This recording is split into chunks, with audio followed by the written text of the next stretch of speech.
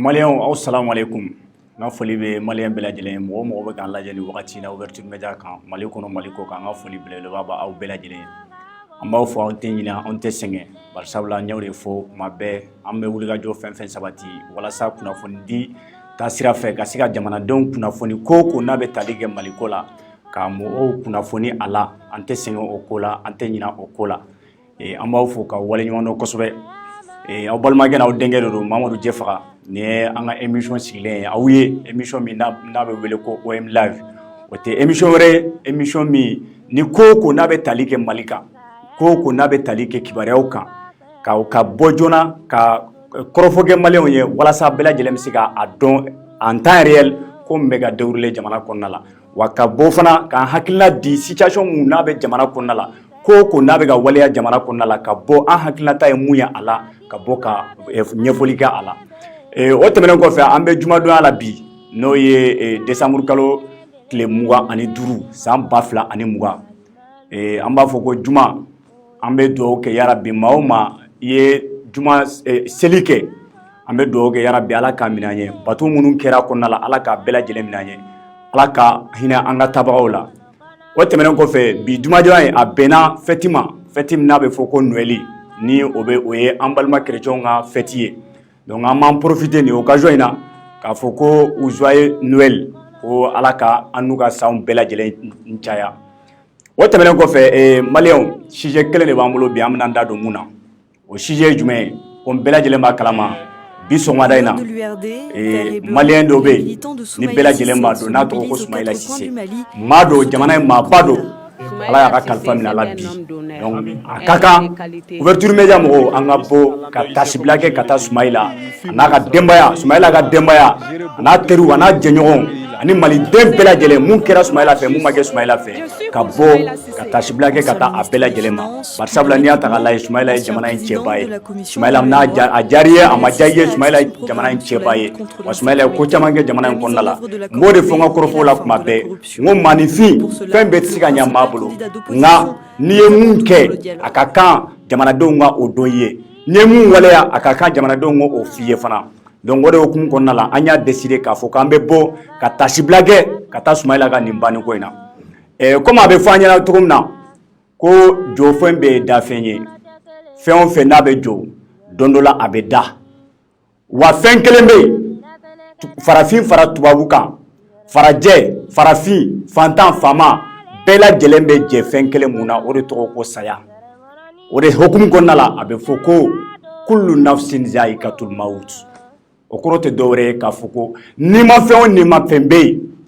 minnu bɛ fɔfɔ minnu bɛ tagama u sen kan fɛn fɛn bɛ fiɲɛ minɛ k'a bila ko don dɔ bɛna se ko a bɛɛ lajɛlen b'i da ko don dɔ bɛ se a bɛɛ lajɛlen bɛ t'i da bari sabula n'i ma ban nali ma i tɛ ban segili ma wa min bɛ yen bi ta ye Soumaïla ye nka jɔn b'a dɔn sini bɛ kɛ maa min ye bari sabula an fɛn fɛn bɛ yan an tɛ yan tulo gɛlɛya na an bɛɛ sigilen don k'an ka don de makɔnɔ n'a sera misikara zarati a tɛ yɛlɛ a sanfɛ i ye layidu mun ta dali masa ye n'o ye ala ye mun y'an anw da n'a sera seconde kelen miniti kelen a tɛ yɛlɛ a kan i bɛ taga donc o de hukumu kɔnɔna la an bɛɛ lajɛlen kan ka kɛ sabalibaga ye bari sabula maa i bɛ ko o ko la diɲɛ kɔnɔ i k'a dɔn k'a fɔ ko i y'a ɲuman kɛ o walahi don dɔ la i bɛ taga i y'a juguman kɛ o don dɔ la walahi i bɛ taa donc an k'an jija an ka kɛ a ɲumankɛla ye walasa don mun na n'an tayana n'an ti yan a ka fɔ ko karisa ye nin kɛ bari sabula n'i y'a kɛ ka ɲa a bɛ fɔ i kɔfɛ wa n'i y'a kɛ ka juguya fana a bɛ fɔ fana i kɔfɛ donc an b'a ɲini ala fɛ masa rahamani ala mun y'an da a k'an kɛ a ɲumankɛlaw de a kana an kɛ a jugumankɛlaw ye n bɛna n da don Soumaïla Cissé la Soumaïla Cissé yɛrɛ ye jɔn ye n'i y'a ta k'a lajɛ n y'a fɔ n ka kɔrɔfɔ daminɛ la n ko Soumaïla ye jamana in cɛba ye cɛ min don a ye wulikajɔ sabati kosɛbɛ surtout politique ta sira fɛ a ye wulikajɔ sabati walasa ale hakilinata ye mun ye a bɛ se ka a waleya cogo min na jamana bɛ se ka bɔ degun na cogo min na Soumaïla Cissé ye o cɛ ye Soumaïla Cissé ye fɛn caman kɛ yan'a ka don politique kɔnɔna la wa a donnen politique kɔnɔna la jamanaden fantan naani bɛɛ lajɛlen k'a dɔn ko Soumaïla ye maa mun ye o daminɛra kuma jumɛn o daminɛra en 2002 nka yan'o 2002 ka se Soumaïla ye jɔyɔrɔw fa jamana in kɔnɔna la Soumaïla CMDT ni bɛɛ lajɛlen b'a dɔn Soumaïla ye jɔyɔrɔ fa CMDT la CMDT ɲɛmaa kun don o tɛmɛnen kɔfɛ Soumaïla tun y'an ka ministre des finances et de l'économie Soumaïla y'o jɔyɔrɔ fa yan 2002 kalafili selen n'o de ye jamana kuntigi kalafili ye Soumaïla y'a kanbɔ o wagati y'a sɔrɔ Soumaïla tun bɛ parti la parti min a bɛ fɔ a ma ko ADEMA Soumaïla de kɛra 2002 ADEMA mɔgɔw ka cɛbɔ o de kɛra Soumaïla ye o wagati y'a sɔrɔ jamanaden fan caman kun tɛ Soumaïla Cissé dɔn mais bɛɛ lajɛlen k'a dɔn ko Soumaïla Cissé ko nin de ye Soumaïla Cissé o daminɛra en 2002 wagati mun na n'a y'a kanbɔ kalafili fɛ o Soumaïla Cissé o de ntanyana bi o 2002 o tɛmɛnen kɔfɛ Soumaïla ye wulikajɔ sabati politique ta sira fɛ kosɛbɛ an y'a ye o kalafiliw la Soumaïla kɛra deuxième ye ani maa mun karila ɲɔgɔn na ɲ'o de fɔ n ko jɔnfɛn bɛɛ ye dafɛn ye jɔnfɛn bɛɛ ye dafɛn ye ani maa mun karila ɲɔgɔn na o san n'o de kɛra jɔnjɔn tabaga ye o ye jɔn ye Amadu Tumani Ture a bɛ min bi a fana sara o de y'a to n y'a fɔ n ka kɔrɔfɔ la n ko jɔnfɛn bɛɛ ye dafɛn ye maa o maa i bɛ da maa o maa i bɛ fiɲɛ in sama maa o maa ni Ala ka nin b'i la ni min donn'i la k'a sɔrɔ e yɛrɛ bakun t'a kalama don dɔ n'i ma don dɔ su to i na don dɔ dugusɛjɛ to n'i ma don dɔ dɛsɛjɛ to i bɛ don dɔ wula to o Amadu Tumani Ture o de kɛra jamana ɲɛmɔgɔ ye o san o Amadu Tumani Ture fara a tanyani ni sisan cɛ a tɛ kalo kelen bɔ ou bien kalo kelen ani dɔɔni a tanyani ni sisan cɛ bari sabula a ka quarantaine tɛmɛna o don o tɛmɛnen kɔfɛ an y'a ye 2002 tɛmɛnen kɔfɛ Soumaïla a tun bɛ ADEMA kɔnɔna la komi n y'a fɔ n ka kɔrɔfɔ la cogo min na kɔfɛ bɛɛ lajɛlen n'a ye k'a fɔ ko Soumaïla bɔra ADEMA kɔnɔ k'a yɛrɛ ka parti créer ni o parti tɔgɔ ko URD n'a tun ye o parti ɲɛmɔgɔ ye kabiri parti créer wagati fo ka na bila nin wagati in na Soumaïla de tun ye URD mɔgɔw ka président ye o Soumaïla in 2002 tɛmɛnen ka na bila fo 2007 la Soumaïla a ye wulikajɔ sabati jamana in ye jamana in nafasɔrɔ sira bɛ se ka bɔ fan o fan fɛ a kɛra jamana kɔnɔna ye o jamana kokanna ye o walasa ka se ale Soumaïla Ala ye dɔnniya mun kalifa ale la Ala ye nafa min don ale Soumaïla la walasa a bɛ se ka o dɔnniya k'o ta k'o bila ba la walasa a nafa bɛ se ka se maliyɛnw ma cogo min na o de hukumu kɔnɔna la an y'a ye Soumaïla kɛra UEMOA président ye a kɛra UEMOA président ye 2007 kalafili nana kɛ n'o kɛra Amadu Tumani Ture ka kalafili a ka mandat fɔlɔ bannen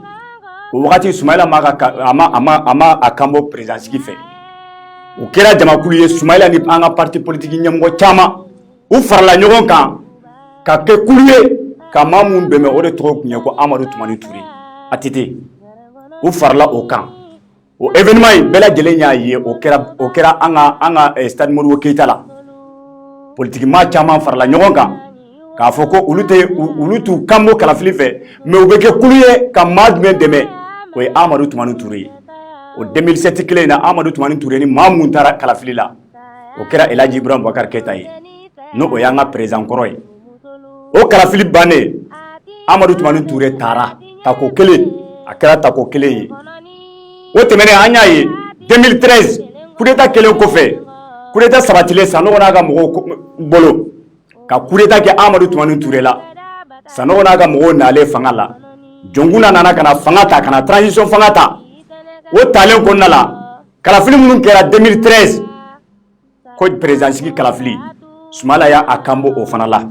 a y'a kanbɔ ni parti jumɛn tɔgɔ ye a ka parti n'o de ye URD ye o URD kelen ani maa jumɛn de ye ta ka bɔ ka bin kɛ o ye Elhaji Ibrahim Boubacar Keita ye an y'a ye premier tour tɛmɛnen kɔfɛ deuxième tour maa mun wulila k'a ka défaite dɔn Soumaïla ye o mun kɛ o bɛ to dalen kɔnɔna la o bɛ lakali tariku kɔnɔ maliyɛnw man ka ɲinɛ o kɔ dɛ maliyɛnw man ka ɲinɛ o kɔ bari sabula Soumaïla ye mun kɛ o tun ye siɲɛ fɔlɔ ye o tun ye kɛwale fɔlɔ de ye k'a ye n t'a fɔ n k'a ɲɔgɔnna ma deli ka kɛ farafinna dɛ mais min kɛra an fɛ yen Mali la maa mun Soumaïla yɛrɛ kɛra maa ye maa mun n'a y'a dɔn k'a fɔ ko ale perdre élection na k'a sɔrɔ résultat définitif ma yɛrɛma bɔ ka wulikajɔ sabati ka taa jɔn fɛ yen ani maa mun tun bɛ kalafili la ani maa min tun bɛ course la ɲɔgɔn nɔfɛ n'o de tun ye Elhaji Ibrahim Boubacar Keita ye Soumaïla ye wulikajɔ sabati ka taa fɔ Elhaji Ibrahim Boubacar Keita ka denbaya la ka taa féliciter o ye ko ye ko mun tɛ bɔ mɔgɔ kɔnɔ dɛ o ye ko ye ni maliyɛnw man ka ɲinɛ ko min kɔ Soumaïla yo acte mi posé au don o acte sensible tumbala o tunye muye ka foko eni ne teke hakilna kele bi awo o yeke barsabla jamana joko la bela jeleni tagabolo do bela jeleni hakilna bela jeleni kugulena nga mana ke togo togo jamana nya anta de ye angana to dangariga ke jamana ina few ore okumu gonna la Soumaïla ya yira aye wulika jo sabati kata Elaji Ibrahim Boubacar Keita fe no RPM mo no tunye RPM président o Soumaïla tara kata yira la ka foko eri ne tumbe concurrence la kunu ngabi ne Soumaïla ya donga foko Elaji Ibrahim Boubacar Keita ke o de gaina election mun temena sisa ko e de gaina on be wulika jo sabati kana yirila iyen koroye kana yirila iyen koroye nana ka yirila badiya ni sinya ka foko maliden bela jelende kele wa malien be kan do da kelen fe ka bo da kelen fe ante kelen ya hakina ko la me ota ira ka foko anya nyoma juguye kala fili mun kera Elaji Ibrahim Boubacar Keita de gaina wa ne Soumaïla yere ne déplacer ka bonga demba la kana yirila ka foko I gaina a Soumaïla ko ba ke olare Soumaïla ko ba ke ola o temene ko fe anya ye 2018 kala fili nana ke tuguni no e président kala fili président sigi kala fili o kera o walera 2018 tuguni munde nana ke o 2018 ko nala Elaji Ibrahim Boubacar Keita ni Soumaïla no gon soro deuxième tour la tuguni o deuxième tour kele anya ye ka foko cour constitutionnel mo kele wa résultat bo no de ka foko Elaji Ibrahim Boubacar Keita de kera président ko ibeka de kera président Soumaïla na ka mo ye wulika jo sabati ka ira ka foko ulu de gaina mais ko cour constitutionnel mo à l'époque Manasa Danyogo allait de tunye cour constitutionnel présidentiel ku ye nambara ko ulu la barsabla ulu ye mun soro ko o ma du ulu ma ku ye nambara ke ka élection nambara ka di Elaji ka di ibeka ma o kulu te jena ye u ye wulika jo chama sabati o wakati o wulika jo ko nala anyere ya ye fe jaman kera Soumaïla na ka mo ni nga fara jamana politicien chaman ka u bela jele farla nyogon ka tagamaw boloda boulevard de l'indépendance ka anyaye kuma chaman fora wakati il a fallu que CEDEAO mo de ka déplacer kana wala sa kana kuma nyogonya ke Soumaïla Cissé ana akoroke no ibeka ye wala sa benga mi se ka sabatu nu nyogonche comme nyera fa onyana tukumna Soumaïla Cissé maye mamundo jamana en kanu bala mamundo jamana en kanu tumbala o kuma nyogonya ko fe Soumaïla ya la nyini ka foko ale ba donga foko ale de gaina election nga ale ba tuyi barsabla malinga basuma maliga tanye ni ore be sababu ye maliga tanye na ale Soumaïla ga sega ko de be sababu ye ko malibe tanye o ale be sega ko barsabla maliga girine ale yere ba kunye ande ode ato anya yo hukum ko nala Soumaïla ye ibeka aya mabo we fanga to ibeka bulu o temene ko fe annana ye élection législative kera yana élection législative yere ga ke anya ye dialogue national inclusif no de denier au programme la Mali ko nala ya o Soumaïla ya yira ka foko ulu kale sento o denina kuma chaman fora fen chaman kera o wakati munu be Soumaïla fe ulu ka raisonnement di munu ta fe ulu ka raisonnement di mais Soumaïla yere ba kun fana bora ka raisonnement di kumuna ale te participer denina o anana yo temenen ko fe élection législative nana ke o élection législative ni o kele Soumaïla wulika jo sabati wala sa ale Soumaïla ale bisika ke uka a bora dugumuna a wolola dugumuna no de yanfola ale ga siga tara kata ke oluga cheboy ka ko oluga représentant yen anga assemblée ko nala o hokum ko nala Soumaïla wulika jo sabati ka kunda yoro jumeka a wolo dugu a modugu kata ka foku ka dana ta ka da ale Soumaïla kan ko ni ala sona ma na ale donna na assemblée ko nala no de anga wasabloy ko yafulla ko nyafunge ka ngoye munye ko hamina ngoye munye ale Soumaïla Cissé na ku dabaraye anaku maye mamu mesika kuma yoya mamu mesika ke anga wasablon ko nala no anga assemblée mam mesika na kana nyafunge kungo kana nyefoy o de kun ko nala anyayi wati mina Soumaïla ba ka campagne na ka to aga campagne ko nala o bamachiu nana kana mine o minelin ko nala gardu korum ni na tumbe Soumaïla no fe no to ko Mohamed an bɛ dugawu kɛ Ala ka hinɛ a fana la ale nun tora o ko la o tɛmɛnen kɔfɛ banbanciw tunna ni Sumayila ye Sumayila ye kalo 6 bɔ ɲɔgɔn kɔ a y'o de kɛ banbanciw bolo o kalo 6 kɔnɔna la Sumayila kanubagaw Mali kɔnɔ Mali ko kan diɲɛ fantan ni 4 bɛɛ lajɛlen ye wulikajɔ sabati walasa Sumayila bɛ se ka bila cogo min na a waati y'a sɔrɔ maa mun tun b'an kunna maa mun tun bɛ jamana ɲɛmɔgɔya la o tɔgɔ de ko Elhaji Ibrahim Boubacar Keita IBK fana ye wulikajɔ sabati walasa Sumayila bɛ se ka bila cogo min na kabiri waati mun na an t'a dɔn an tɛ Sumayila kibaruya dɔn Sumayila minɛla maa jumɛn fɛ o kɔfɛ f'a nana bɔ a kalama k'a fɔ ko Sumayila minɛlen don banbanciw de fɛ banbanci minnu sigilen don Mali nord yan fan na o hukumu kɔnɔna la fɛn caman tɛmɛna o la kuma caman fɔra an nana to la le 8 octobre 2020 Sumayila Cissé bilala ka na a ka denbaya la Sumayila Cissé bilala don min na ka na a ka denbaya la a kɛra i n'a fɔ Sumayila kɛra Mali président de ye par sabula maliden bɛɛ lajɛlen ye wulikajɔ sabati minnu bɛ Sumayila fɛ o minnu tɛ Sumayila fɛ a bɛɛ lajɛlen ye wulikajɔ sabati walasa u bɛ se ka taa Sumayila kunbɛ cogo min na k'u ka kanu yira Sumayila la k'a yira Sumayila la k'a fɔ ko a ye nin waati mun kɛ n'a tun bɛ maa ninnu bolo malidenw t'u mako kun b'a la maliyɛnw k'u mako kun bɛ Sumayila la wa k'a yira k'a fɔ ko Sumayila Mali bɛ gɛlɛya min kɔnɔ nin waati in na n'o de ye insécurité ye fo ka taa se a ɲɔgɔnna caman ma ko maa min bɛ se ka an bɔ nin degun in na k'o ye Sumayila Cissé ye o Sumayila Cissé an y'a ye o tɛmɛnen kɔfɛ a ye wulikajɔ sabati a yɛrɛ nalen a kanuba bɛ fan o fan a ye wulikajɔ sabati ka taa a bɛɛ lajɛlen fɛ ka taa u fo k'u waleɲuman dɔn maliden bɛɛ lajɛlen maa o maa ye wulikajɔ sabati ale Sumayila ye mun bɛ URD la o mun tɛ URD la o ka wulikajɔ sabati ka taa bɛɛ lajɛlen fo kelen kelen minnu bɛ Mali kɔnɔ minnu tɛ Mali kɔnɔ ka wulikajɔ sabati ka taa bɛɛ lajɛlen fo maa mun y'o waleya o Sumayila Cissé o de tun ye fil de l'opposition président fana ye fil de l'opposition o ɲɛmaa tun don o Sumayila Cissé bi ko o de ntanyana Sumayila Cissé min ni an ka président kɔrɔ n'o ye Amadou Toumani Touré ye n y'a fɔ n ka kɔrɔfɔlɔ la maa min banna a fatuli ni sisan cɛ a bɛ kalo 1 ni dɔɔnin na an y'a ye a ka fatuli la Sumayila o y'a sɔrɔ Sumayila Cissé a tun bɛ taama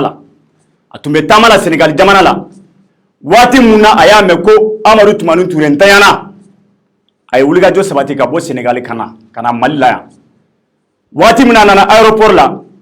yana a k'a tilen ka taa a ka denbaya la a y'i tilen ka taga Amadou Toumani Touré a y'i tilen ka taa a ka denbaya la ka taa tasibila kɛ a muso n'a denw ye ka dugawu dɔn k'u ye o don n'a tun fɔra o Sumayila Cissé kelen ye k'a fɔ ko a bɛ fatu ko bi tun bɛ kɛ a ka fatu don ye maliyɛnw a tun tɛna da la dɛ n'a tun fɔra ko Sumayila Cissé tun bɛ fatu bi n'a tun fɔra a yɛrɛ ye a tun tɛ da la donc c'est pour vous dire que diɲɛlatigɛ la jɔnfɛn bɛɛ ye danfɛn ye o kuma in temps de don a tɛ wuli an fɛn fɛn bɛ yan an tɛ yan tulo gɛlɛya la o Sumayila Cissé de ko don o de fatura bi an bɛ dugawu kɛ yarabi Ala ka hinɛ a la ani silamɛsu bɛɛ lajɛlen a y'an ko mun na Ala k'a nɔgɔya ye an n'a bɛ taa jɛ mun na yarabi Ala k'a nɔgɔya n'a bɛɛ lajɛlen ye an b'a fɔ a ka denbaya ye k'a fɔ ko u k'a ta ni Ala ye bari sabula Ala dɔnni man girin an fɛn fɛn bɛ yan an bɛɛ bɛ taa don dɔ la Sumayila jɔɲɔgɔnw an ka foli b'a an ka dugawu don bɛ aw bɛɛ lajɛlen ye a teriw an ka dugawu don bɛ aw bɛɛ lajɛlen maliden bɛɛ lajɛlen o tɛmɛnen kɔfɛ kɔrɔfɔ min bɛ n bolo o de ye k'a ɲɛsin maliyɛnw bɛɛ ma maliyɛnw an ka kɛ ɲɔgɔn fɛ waati mun na an bɛ nin na an ka kɛ ɲɔgɔn fɛ waati mun na n'an bɛ nin na bari sabula maa salen kɔfɛ n'i y'o tigi ma kasi k'a sɔrɔ don dɔw tɛmɛna i y'o tigilama buruja i ye fɛn bɛɛ fɔ a ma ne ko hali ni maa ma kuma i fɛ e yɛrɛbakun tɛna dɔn k'a fɔ ko nin ye maloyala ko ye i yɛrɛbakun kan k'a dɔn i yɛrɛ ye k'a fɔ ko ne kɔni bi n bɛ k'a yira n dusukun na k'a fɔ ko Sumayila ntanyani digilen dɔ na nka n ye fɛn caman fɔ Sumayila ma waati mun na a tun bɛ nin na dɛ maliyɛnw an ka kɛ ɲɔgɔn fɛ anga bo hypocrite ya vie kono na fatala de ni be ke ma fe ne ni tisi ga nyogo ya hakilina kelena o chie barsabla jiangono ambetsi ga ke tabolo kelena ambetsi ga ke hamina ngo kelena wa anga ko ye to ko tisi ga ke keleye me anga na nyogo njugu ya galonka anga na nyogo hashili ya galonka wa anga ke nyogo fe halna so ante hakilina kelena kabira ambebe balole anga ke nyogo fe barsabla ma tanyane ko fe kani sigi ou bien kata publication ni fenworo ke kasoro mo dumba donga foko iye kuma munu fokunu ani bi kuma o te kelenye malew anga bo o minan konnala anga ke nyogo fe malew anga ke nyogo fe kabiri ambebe nina wakati mina barsabla namma ke nyafe ma sale igani sigi karsa koni vraiment ni mo kundo akume ninke Sumaila Cissé kuye chebaye Sumaila Cissé kumbe nina Sumaila kumbe ni ado sangamu nangamu kuma chama kasoro ala ba donga foko itunde Sumaila fe anya ye ni wati kungurina akuma kumbe ga ngunu ka foko election mbe nale kuka laje ko sente mun sigira 5 ans ko o sente ko nala ko ka laje ka jatimine ke ko sigola ma munun kan ga présenter élection kalafili nata ina barsabla belajele ma do nga foko malien famba malien chama gun sigire no na ka foko ni kalafili min be na le transition fanga ko fe ko akata ala fe mamu be sunga ke jamana nyemugo ye o Sumaila e barsabla Sumaila ma do mamu ni aga parti lili tourle do kosobe jamana ngonna la wa maliden chama fana ga dana ba aka anyaye ko mawdo sur la munum bora ka fo ka korofo fo ko ka dobo shiula barsabla ubado nga foko ni dobora shiula ko shimi be Sumaila la ni dobora shiula kala fini munu menale ko Sumaila tina siga kambo ulula ulul fana au la fiara sade ashi akana siga tagala akasiga tala Sumaila anga dobo shiula anga keta sisa ngoni Sumaila ko ni tara dobora la doma bola Sumaila ko ni ala yo ke o tarabi mu mere fana bala ka foko doga bo shinuna est-ce que ulu yere fana mena na shiniyewa ne mu mega kuma aw nyema bi est-ce que ne yere fana mena na shiniyewa o de la mega fo malien anga ke nyogon fe kabira men nina wakati muna anga ke nyogon fe mali be kololo chamana bi mali be degu chamana bi adote dorere wallahi adote dorere nyengoya ni hashiliya ni mali bi degu be malika dore te nyengoya ni hashiliya ko nyengwa na hashiliya barsabla ibita soro bibina ma dobe abe joyoro dola na nyambolo fara nyon ka ani neti hakilina kelen yo echie mais nanye mali bla be sanfe ka foko ni kari masina mi fleni abe ni yorola nemsi ga demeni hakilina e nemsi ga demeni fendo ye barsabla na ni jamana firla bulo be ne ay problème soro asansife mali berebe bla kololola mais anto sabatire wa anto fofana mais ama nyini ne toujours ka chia atigila mo bolo barsabla anante hakilina kelen barsabla anta fe atigika ke fenye anta fe to dumanga di atigima ambe fen sugu belajele ambe fen belajele sabati ambe fen be sabati wala sa kasiga dangarige o tigila mo la wala sa ko tigila mo manguya wala sa ko tigila mo ko fo ko mangutu chiepe no kera kuma muna ame soroka wuli jujukoro yelewla fenjamaw na anya do nga fuga be tie karsa bolo anya do ko nimbe kari masina soro anya do ka be tani tabolo ineka male wanga bo konnala anga hashile dabla anga nyengo ya dabla nyode fo masale ko fe tanuni zero do nafa fo itala fu falaki do wallahi nimake mafia anyanama wallahi ya sale itisika kafe nimake mafia anyanama asalen koni ka kafe oyefudi masalen ko fe ka kafe masalen ko fe ka hypocrisie yake masalen ko fe ka kuma fo ka korofo ta hineto kuma ka so alaba do akira ba do hineti dusukunna wallahu ga juguni way munafiki di abado be wele to mina way munafiki di wa munafiki mino fawe bide munafiki de be mamu me jigi jahannama yoro jugumamba munafiki be jigi yende wallahi munafiki ye mami n'a b'a yira k'a fɔ ko n bɛ karisa fɛ ou bien n b'aw nɔfɛ alors qu'en réalité a t'aw nɔfɛ billahi mais i ka bi kolon kɔnɔ o de ka d'a tigilama ye o ye munafiki ye wa munafiki do yɔrɔ jahanama de don wa jahanama yɔrɔ min don fo habu jahanama yɔrɔ dugumanba jahanama yɔrɔ jugumanba a bɛ taa yen de barisabula Ala yɛrɛ tɛ munafiki fɛ maliyɛnw an ka sabali an ka kɛ ɲɔgɔn fɛ an ka don da kelen fɛ ka bɔ da kelen fɛ an kana sigi fewu k'a fɔ ko fo kari masina ka ban ou bien kari masina kojugu dɔ y'a sɔrɔ Ala k'an kisi an bɛ sɔrɔ ka wulikajɔ sabati n'an ka kumakanw ye n'an ka messagew ye n'an ka photow ye k'u bila profiliw kan ka nin kɛta yan fɛ a bɛ ta k'a sɔrɔ billahi o tɛ dusukun na Sumayila ka nin saya in saya ye Ala ta de o an bɛɛ bɛ sa don dɔ la mais Sumayila ka saya in a bɛ diya maa caman ye ka sababuya kɛ n ye min fɔ kalafili min bɛ nale fɛn caman fɔra dɛ kuma caman wulila nin waati in na ka ɲɛsin ka Sumayila sɛgɛrɛ n'a ye a dɔw ye mun ye n da magara la ko ka dɔ tigɛ ka bɔ siw la ni dɔw tigɛra ka bɔ siw la o kɔrɔ ko Sumayila ale bɛ bɔ a la ale nin da la ale bɛ taa kɛrɛfɛ ale bɛ kɛ kɛrɛnama ye an b'ale den kɛrɛfɛ o bɛɛ kun ye mun ye a bɛ diya dɔw ye barisabula bɛɛ b'a dɔn k'a fɔ ko Sumayila ni élection bɛ nale ni tun ye maliyɛn ɲininka an bɛ waati min na nin waati in na k'a fɔ ko kalafili min bɛ nale transition kɔfɛ ko e yɛrɛ bolo maa jumɛn de bɛ se ka kɛ président ye n'i ye maliyɛn ta sigiyɔrɔma caman na mun tun bɛ pourcentage tun bɛ caya mun ye o tun ye Sumayila de ye maa caman tun b'a f'i ye k'olu b'a fɔ ko Sumayila de bɛ kɛ président ye bi bi in na a bɛ diya maa caman ye surtout a politique kunda a bɛ diya olu caman ye bi mais an b'a ye olu caman fana bɛ wulikajɔ sabati nin waati in na k'a fɔ ko Sumayila ka d'u ye u bɛ yɛlɛ a dɔw bɛ yɛlɛ n'u ɲɛ tɛ maa la kuma min na nin diyara an ye dɛ walahi an na se ka fɛn caman wale sisan kɔni Sumayila de tun ye obstacle ye caman tun bɛ ko dɔw waleya o tɛmɛnen kɔfɛ u bɛ tila tuguni ka bɔ ka u ka dusumankasi yira u bɛ taa yɛlɛ u bɛ fɛnw kɛ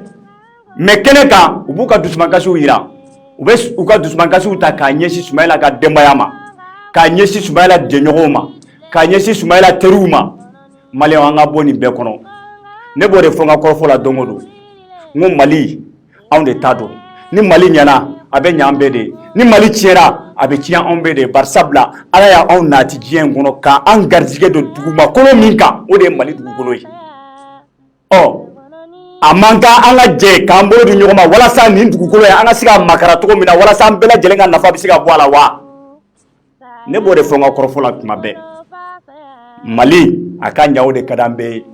Mali a ka taa ɲɛ o de ka di anw bɛɛ ye mais o tɛ se ka waleya o tɛ se ka sabati fewu walahi n'an ma kɛ ɲɔgɔn fɛ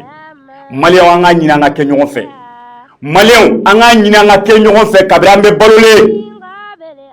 an ka ɲini an ka sabali an ka ɲini an ka kɛ ɲɔgɔn fɛ kabini an bɛ balolen barisabula maa salen kɔfɛ n'i y'a tanu ani tanu ni fu bɛɛ ye kelen ye su de don a tɛna se ka wuli ka kuma e fɛ a tɛna se k'a f'i ɲɛna ko karisa i ye tanu min kɛ n ye a diyara n ye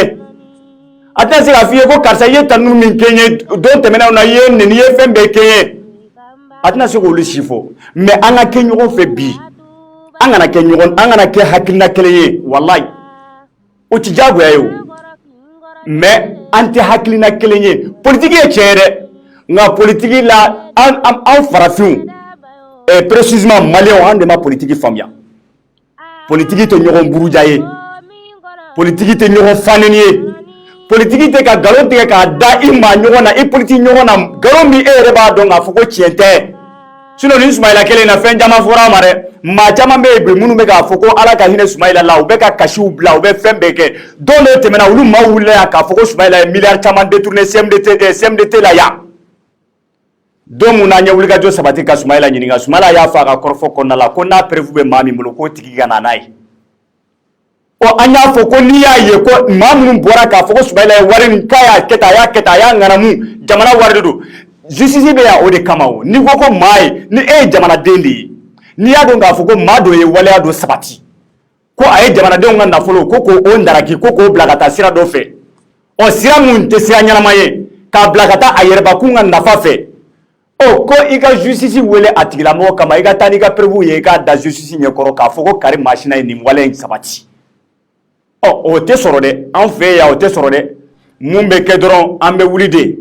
ka fan bɛɛ ka journaux kɔnɔnaw fa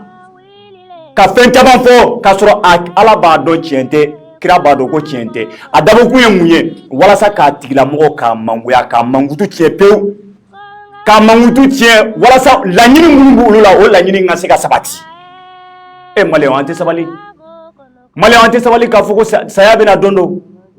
an tɛ sabali k'a fɔ ko don dɔ bɛna min tɛ bi ye an k'a dɔn k'a fɔ ko don dɔ bɛna walahi don min n'u b'i siri i ka kasange kɔnɔna la bilahi ka t'i lada i kelen de bɛ t'i da i kaburu kɔnɔna la maa tɛ fa tɛ ba tɛ den tɛ muso tɛ i n'i ka kɛwalew i ye nkalon mun tigɛ k'a da maa minnu na ka sɔrɔ tiɲɛ tɛ olu o don i bɛ t'o bɛɛ sɔrɔ kaburu kɔnɔ walahi i ye ɲumanya mun kɛ i bɛ t'o sɔrɔ kaburu kɔnɔ walahi kana maa ye ko a ye cogo man di n ye n b'a mankutu tiɲɛ kana maa ye k'a fɔ ko i b'a dɔn k'a fɔ ko a tigilamɔgɔ Ala y'a bila e ɲɛ k'i b'a essayer k'a mankutu tiɲɛ k'i b'a tɔgɔ tiɲɛ bilahi i k'a dɔn k'a fɔ ko kaburu bɛ yen bilahi i k'a dɔn k'a fɔ ko kaburu n'a sajuguw bɛ yen wallahi i k'a dɔn k'a fɔ ko mɛlɛkɛw bɛ yen u bɛ t'i ɲininka i ka dɔn laban u bɛ t'i ɲininka bilahi i ye kumakan mun fɔ i ye kɛwale minnu sabati i ni maaw cɛla la i ni Ala cɛla la i kelen dalen yɔrɔw la bilahi o dɔw bɛɛ bɛ ɲininkali k'i la Sumayila ka nin banni wajuli de don ka ɲɛsin maliyɛn bɛɛ lajɛlen ma wajuli de don k'a lase diɲɛmaa bɛɛ ma k'a fɔ ko maa n'i ye san 100 balo bilahi don dɔ i bɛ sa maa n'i ye san 1000 balo bilahi don dɔ la i bɛ sa maa n'i kɛra cogo cogo i kɛra ɲumankɛla o i kɛra jugumankɛla o i k'a dɔn k'a fɔ ko don dɔ bilahi i bɛ taga Sumayila ka nin saya ɲɛ wajulu de ye k'a ɲɛsin jɔn ma an ka politiciens Sumayila ka nin saya ye wajulu de ye bilahi k'a ɲɛsin politiciens ma politiciens a t'aw lajɛ a ka segin aw kɔ politiciens a t'a lajɛ a ka tiɲɛ fɔ jamana in kɔnɔ politiciens a t'a lajɛ a ka kɛ ɲɔgɔn fɛ tiɲɛ kan wa a kana kɛ ɲɔgɔn fɛ a kana kɛ hakilina kelen ye mais bilahi a ye kɛ ɲɔgɔn fɛ tiɲɛ kan a kana jamana nin de tiɲɛ ka sababu ye kɛ ko aw yɛrɛbakun ka nafa aw kana jamana in tiɲɛ ka sababu ye kɛ k'a fɔ ko maa min b'a kunna bi a tigilamɔgɔ ko man di ne wallahi don dɔ la ni malidenw ma se ka aw traduire devant la justice mais a k'a dɔn k'a fɔ ko justice dɔ bɛ yen mun ka bon ni justice bɛɛ ye o ye jumɛn ye o ye Ala ka justice ye bilahi bilahi Ala ka justice bɛ yen wa Ala ka justice bilahi justice foyi t'a sanfɛ wa a ye maa mun ja i ka da la a m'i ja i kana da la bilahi n'i sara siniɲɛsira jɔn don karamɔgɔya t'o la moriya t'o la foyi t'o la bilahi n'i sara i bɛ taa Ala sɔrɔ yen i ye mun kɛ dogo la ka jamanadenw labɔ k'u la fitinɛ k'u bila kɛlɛw la k'u bila ɲɔgɔn faga la k'u bila ɲɔgɔn buruzali la se b'i ye bi dɛ bilahi se b'i ye n k'i jija yanni kasange in ka siri la dɛ siriko 3 ani kankɔrɔ mɛlɛkɛ bilahi an bɛɛ bɛ tɛmɛ nin sira fɛ a ye maa mun ja i bɛ tɛmɛ a fɛ a m'i ja bilahi i bɛ tɛmɛ a fɛ kullu nafsin zaikatul maut bilahi ni o ni e de bɛ fiɲɛ sama ni o ni n'i bɛ ji min bilahi dala k'a fɔ ko don dɔ la mun ye Sumayila sɔrɔ bi bilahi bɛ taga ni nafolo ko kun do bi bilahi Sumayila bɛ yɔrɔ min na nafolo b'a bolo a tɛ sa ni tɔgɔ de don Sumayila bɛ yɔrɔ min na bi bilahi diɲɛmaa bɛɛ bɛ Sumayila dɔn diɲɛ kɔnɔ continent 5 de b'a la continent 5 n'i y'a continent 5 ta k'a bila i ɲɛkɔrɔ i b'a ye k'a fɔ ko continent tɛ diɲɛ kɔnɔna la ko Sumayila dɔnnen tɛ continent min kɔnɔ bilahi hali n'a kɛra maa kelen de ye a bɛ sɔrɔ mun bɛ Sumayila Sise dɔn mais bi a bɛ min a n'a ka tɔgɔtigiya bi a bɛ min wallahi a bɛna a sara a n'a ka nafolo bi a bɛ min wallahi a sara donc an k'a dɔn k'a fɔ ko an bɛɛ bɛ tɛmɛ nin sira fɛ don dɔ mun bɛ se ka anw kisi mun bɛ se ka an kisi ni ma parce que kisi yɔrɔ t'a la dɛ mais mun bɛ se k'an kisi kɔlɔlɔ min b'a kɔnɔna la degun min b'a kɔnɔna la min bɛ se k'an kisi o ma bilahi o y'an ka walew ye maliyɛnw an t'a lajɛ an ka kɛ ɲɔgɔn fɛ an ka wale ɲuman an ka hɛrɛ kisi ni ɲɔgɔn ye an ka hɛrɛ kisi ni ɲɔgɔn ye n'o kɛra wallahi a ka ca Ala fɛ an ka laɲiniw bɛ sabati an ka lajɛ politiciens nin ye message de ye ka lase aw ma dɛ bilahi nin ye message de ka lase aw ma awɔ maa i mana ko ko kɛ n'i ye ko ko waleya billahi ni c'est-à-dire que mɔgɔw b'a fɔ ko le temps est le meilleur juge. Le temps est le meilleur juge là. Bloguté o kuma in na dɛ. Temps est le meilleur juge in tɛ dɔwɛrɛ dɛ. I n'i ka fanga n'i ka setigiya bɛɛ lajɛlen billahi ni fɛn ma se ka k'i la ni diɲɛmaa ma se ka k'i la da la k'a fɔ ko billahi mɛlɛkɛw bɛ na. Ni mɛlɛkɛw nana don mun na olu n'u ka bamuruw bɛ ne kama billahi u t'i ɲininka yɛrɛ i n'i ka setigiya bɛɛ lajɛlen u bɛ na ala ye mun kalifa i la n'o ye nin ye billahi u b'a bɔ i la ka taa n'a ye. I seko t'a la i fa seko t'a la i ba seko t'a la i balima seko t'a la maa si tɛ se k'i bali nin na billahi. Donc an ka sabali an ka kɛ ɲɔgɔn fɛ an ka sabali an ka dɔn k'a fɔ ko don dɔw bɛ na min ni bi tɛ kelen ye billahi. An ka dɔn k'a fɔ ko don dɔw bɛ na mun ni bi tɛ kelen ye bi ta ye Sumayila ye awɔ n y'o de fɔ jɔn b'a dɔn sini tuuru bɛ maa mun na jɔn b'a dɔn yanni sini cɛ maa joli bɛ na sa jɔn b'a dɔn k'a fɔ ko yanni sini cɛ saya bɛ se ka e yɛrɛ minɛ saya bɛ se ka se e yɛrɛ ma wa ne mun bɛ ka kuma aw fɛ nin waati in na ne b'a dɔn n'a y'a sɔrɔ yanni ne ka tila kuma in na ni nin bɛ bi yan maa si tɛ foyi dɔn i yɛrɛ ye billahi. Donc an ka sabali an ka kɛ ɲɔgɔn fɛ an ka kɛ ɲɔgɔn fɛ jamana in bɛ degun kɔnɔ n b'a fɔ n ma segin a kan billahi dɔ wɛrɛ tɛ dɛ an ti ɲɔgɔn fɛ de k'an ka ɲɔgɔn minɛ ni ɲɔgɔn tɛgɛ ye ko kɔrɔkulu jɛlen de bɛ bi fɔ maliyɛnw an tɛ ɲɔgɔn minɛ ni ɲɔgɔn tɛgɛ ye dɛ maliyɛnw bɛ ɲɔgɔn minɛ ni ɲɔgɔn senw de ye awɔ k'i minɛ ni sen ye e kɔni b'a dɔn ni maa kan ka taa ɲɛ n'i y'a minɛ n'a sen ye kɔni a tɛna se ka taa ɲɛ dɛ an bɛ ɲɔgɔn minɛ ni ɲɔgɔn senw de ye ka ɲɔgɔn minɛ ni ɲɔgɔn senw ye ka ɲɔgɔn fofo ka taa ɲɔgɔn bila dingɛ juguw kɔnɔ ka taa ɲɔgɔn bila tasumaw kɔnɔna la ka sababuya kɛ mun ye jamana kanu tɛ dɛ billahi jamana kanu tɛ jamana in kanu tɛ ka sababuya kɛ dɔrɔn ne yɛrɛ ka katikatiw ne ka sow ne ka villaw ne musow n denw ka sɔrɔ i dun b'a dɔn k'a fɔ ko aw bɛ ka mun ta billahi jamana ta de don wa jamana n'a fɔra ko jamana billahi jamana ye jamanadenw de ye mais ala ni o kow bolo mɔgɔw bɛ wulikajɔ bɛɛ lajɛlen sabati u bɛ fɛn bɛɛ lajɛlen kɛ ka ɲɔgɔn mankutuw tiɲɛ k'a sababuya kɛ ko diɲɛ a bɛɛ ko diɲɛ fɛn o fɛn ko diɲɛ maliyɛnw ye sabali